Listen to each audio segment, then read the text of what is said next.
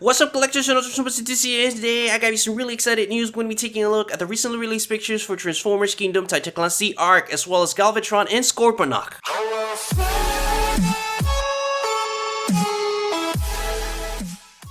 And for our first official look of what I'm guessing is Transformers Kingdom Wave 3 is the Ark, and oh my god, this guy looks amazing. As you can see, for the sculpted in detail looks flawless, and the paint job looks stunning as well. You can see that for a Titan class, he really looks skinny and he really looks like he can move. I'm hoping for some good articulation so I can pose him aggressively. You know me, I like my figures to pose really aggro. I really don't remember if he could have transformed on the G1 series, so I don't know if this guy is accurate to the G1 representation. I highly doubt it, but if you have that knowledge, leave that in the comments down below. But for the looks, as you can see, they really nailed it. And for a non-CGI look at the Ark, we have him. This is the actual robot mode, and as you can see, he still looks skinny. He still looks like he has a lot of articulation. You can see that the fingers are semi-articulated, or I think all of them can move. And I'm guessing he has a waist swivel due to the tiny little waist that he has, so he has to have a waist swivel. No excuses for that. And you can see some joints there as well. I'm really hoping for some nice articulation on this guy, because you can see he really looks good. I'm really curious to know if he's gonna appear on the actual series though, because you can see we got an official image of him on the actual poster of the Kingdom line. As you can see, it's actually him. You know, the Ark, you can see the thrusters on the legs, and you can see that the arms are pretty much the same, the chest as well, and the face as well. So that is indeed the Ark. So I'm really curious to know how they're gonna explain it now all of a sudden the Ark gets transformed, because I don't know if you remember, but on Siege the Ark was heavily damaged and it didn't do nothing. It didn't transform to roll mode, just stand there on the Ark mode. So I'm really curious to know how they're gonna explain that. Another reason why I'm thinking that he's gonna appear on the Kingdom series is because every Titan class we have had so far has appeared on each series. We had Omega Supreme for the Siege, and then we had Scorponok for the Earthrise.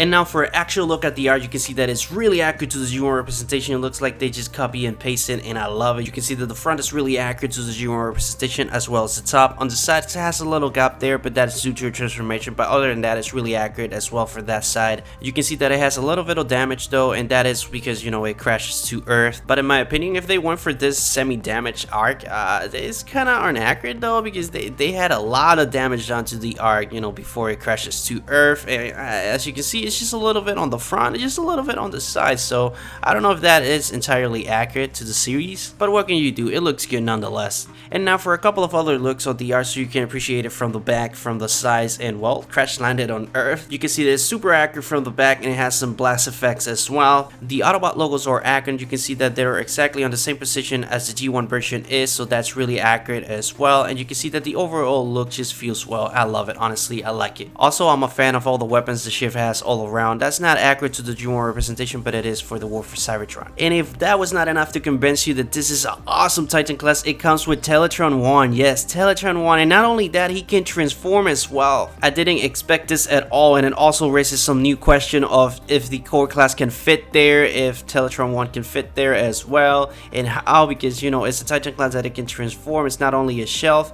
but it's transformable into another robot mode. So I don't know if the core class of figures that we had so far can fit there, but if they can, oh my god, man, I am honestly super excited for this. I remember when I was a kid, I always wanted an Ark that it can, you know, fit all my Autobots there, and not only that, it could transform into its own thing, and this could be just that, because why are you gonna reveal Teletron 1 if you're not gonna display it inside the Ark? Like, it doesn't make any sense if you put it outside the Ark. Plus, the Ark itself has an entrance. As you can see, you got a tiny little robot mode there. I really don't know who that is, but as you can see, the Ark itself has an entrance, so I'm really closing my fingers and hoping that the core class can fit there. But keep in mind that this is only me speculating and me hoping for the best, but without that, the figure still looks good nonetheless. And with that being said, this is pretty much it for the Ark. And for our second figure, we have none other than Galvatron, and as you can see, this guy looks amazing. On the previous pictures that we have talked about, I really was kind of sketched about, because, you know, the arms look just a little bit like buffy, but as you can see, it looks good now. And as you can see, just sculpted in detail, it's really accurate to the G1 representation. You can see that he has the matrix of leadership on the chest, just like the 1986 movie, so that's really accurate as well. You can see that it kind of looks amazing. For some other angles, so you can appreciate the sculpted in detail that this guy has, you can see on the left one, it brings his weapon, and on the previous features that we talk about, it had them separated. As you can see, you can combine them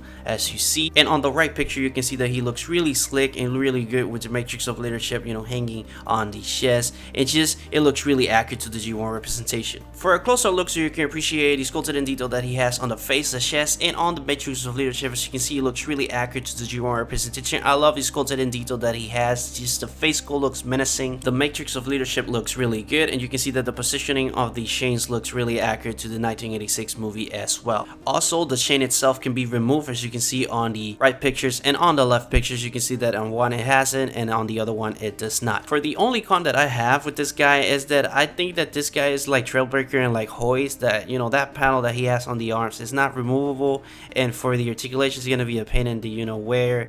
It's just, I'm hoping for the best, but it really looks like, you know, it's exactly the same as Trailbreaker, and not to mention that that's not accurate to the G1 representation at all. And now for the cannon mode, you can see that this is really accurate to the G1 representation. I love just the color of the blaster. You can see that that orange is exactly the same as in the photos on the top and on the right corners. You can see that the color is really truthful to the G1 representation as well. The only inaccurate thing that I can see is those black wheels right there that he has on the bottom. It's supposed to be gray, not black, but this is me nitpicking. For the weapons, you can see that they're peggable on the front, and you can peg them on the bottom as well. We saw that on the past pictures that we had of him on his cannon mode. For a couple of other angles, you actually appreciate the truly beautiful sculpted in detail that this guy has. As you can see, it really looks nice. You can see that the color applications are really well put together. You can see that wherever is gray, and wherever is supposed to be purple is purple. The only color application that I was able to find that it was missing is the black on the bottom that is supposed to be gray, but I think that that's going to be accurate to the War for Cybertron representation. For our third and final figure, here we have none other than Scorponok, and this is another one that looks good. Just the paint applications look flawless, and the sculpted in detail looks amazing. You can see that for the face sculpt is exactly the same as the Beast War representation. I love the chest, it's really accurate as well, and the arms are bulky like they're supposed to be.